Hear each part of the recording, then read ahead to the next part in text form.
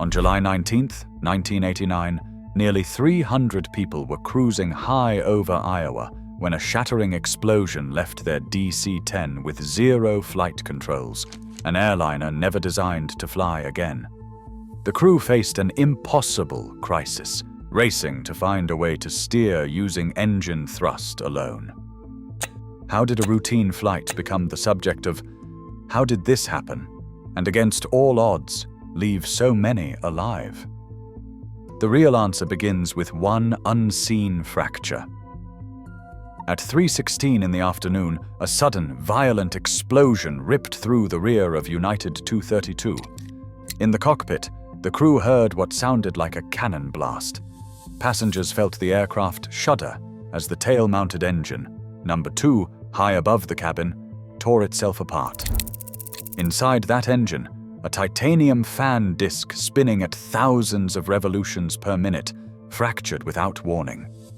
Years of invisible metal fatigue, born from a microscopic flaw during manufacturing, had finally won. The shattered disc hurled heavy fragments through the engine casing at bullet speed. Metal ripped through the DC-10's tail, slicing deep into the structure. In seconds, those fragments punched holes in the tightly packed hydraulic lines that snake through the tail cone, lines that carry the pressurized fluid responsible for moving the airplane's control surfaces. On diagrams, those lines are shown in red, 3 separate systems, each meant to be fail-safe, all routed close together in the cramped space behind the engine. The design was supposed to protect against disaster. It could not. In the cockpit, warning lights flashed. The autopilot disconnected. The controls went slack. The crew tried to bank left, but the airplane barely responded. On the cockpit voice recorder, a tense voice cut through the alarms. "We have lost the hydraulics, both sides." In that instant, the DC-10 lost its ability to fly like an airplane. The ailerons, elevators, and rudder, normally powered by redundant hydraulic muscles, were now frozen in place. The plane began to drift into a slow, uncontrolled turn. The source of the crisis was invisible to everyone on board, but its effects were immediate and total.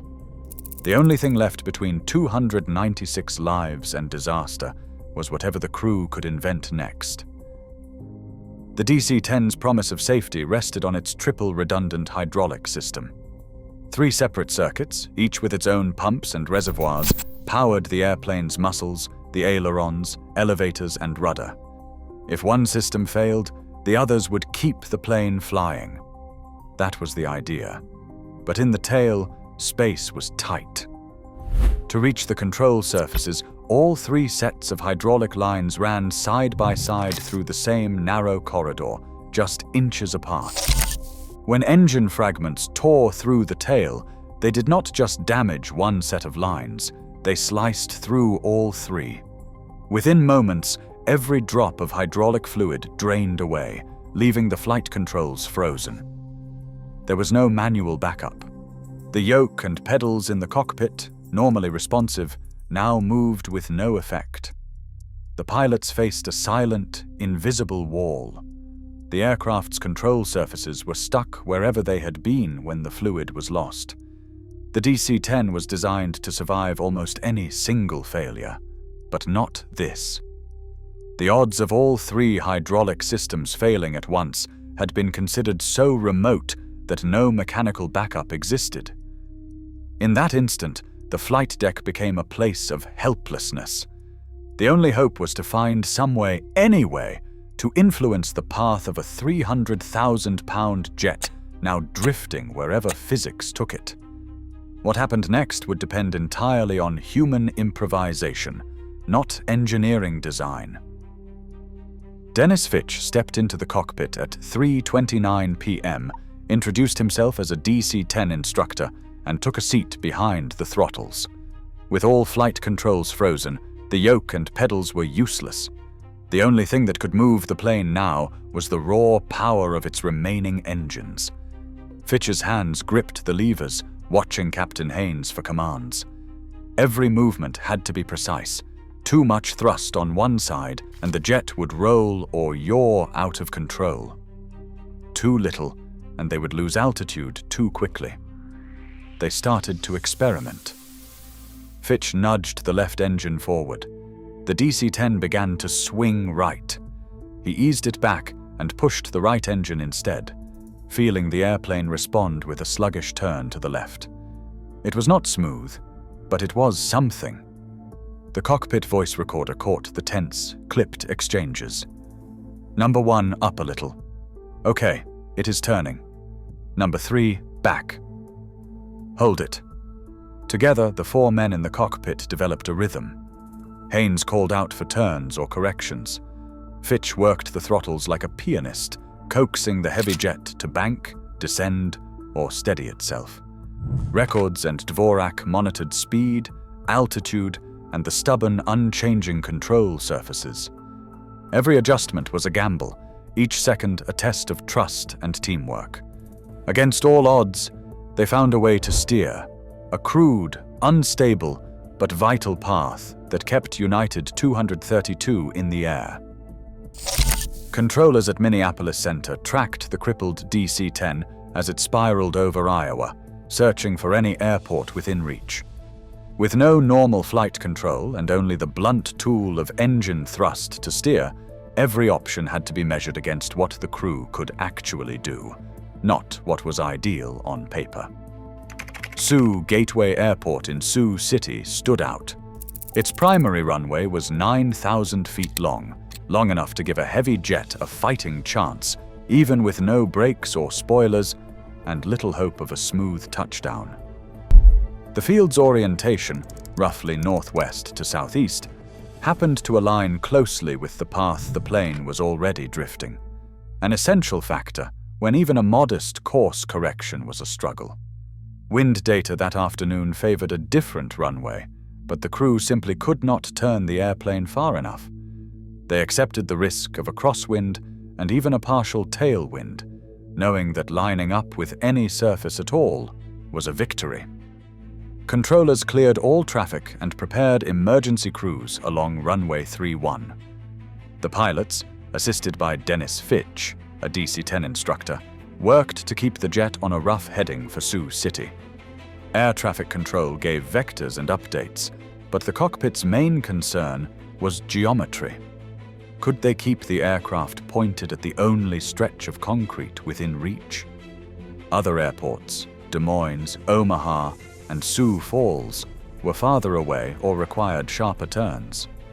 With each mile, the margin for error shrank.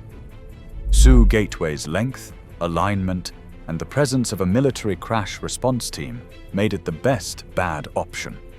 The decision locked the flight onto a collision course with the runway, setting up an approach that would test every improvisation the crew could muster.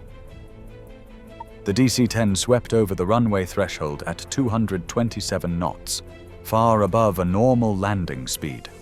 Without working ailerons or elevators, the jet lurched into a rolling nose-high attitude. Each attempt to adjust with the throttles fed into a wild seesawing motion, a fugoid oscillation, sending the nose up, then down, in great, slow arcs. The right wing dipped low, then lower still, as the crew fought to keep the aircraft level with nothing but engine power. In the cockpit, every second demanded a new guess, more thrust here, less there, trying to ride out the next swing. The ground rushed closer, bank angle growing, vertical speed spiking. There was no way to stop the final descent.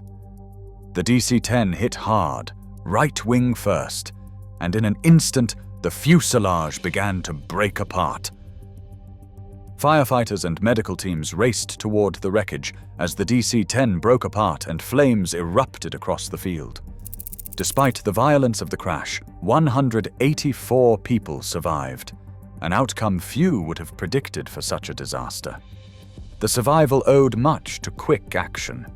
Airport crews and the Iowa Air National Guard had prepared for mass casualty events, and they launched a coordinated rescue within minutes. Flight attendants led passengers through smoke and debris, guiding them toward exits and urging them to brace before impact. Triage lines formed on the grass, with local hospitals and volunteers mobilized in record time. Of the 296 people on board, 112 lost their lives, but the rescue surge and the cabin crew's instructions gave many a fighting chance. In a quiet NTSB laboratory, investigators spread out the twisted remains of the No. 2 engine's fan disc. Under a microscope, a single spot caught their attention, a subtle change in the titanium structure. Metallurgists traced the origin to a hard alpha inclusion, a tiny pocket of brittle material left over from the manufacturing process nearly 2 decades earlier. Over thousands of flights, a fatigue crack had grown outward from this flaw, invisible to every inspection. Fragment mapping confirmed that when the disk finally let go, the break began at this microscopic defect. The evidence was clear.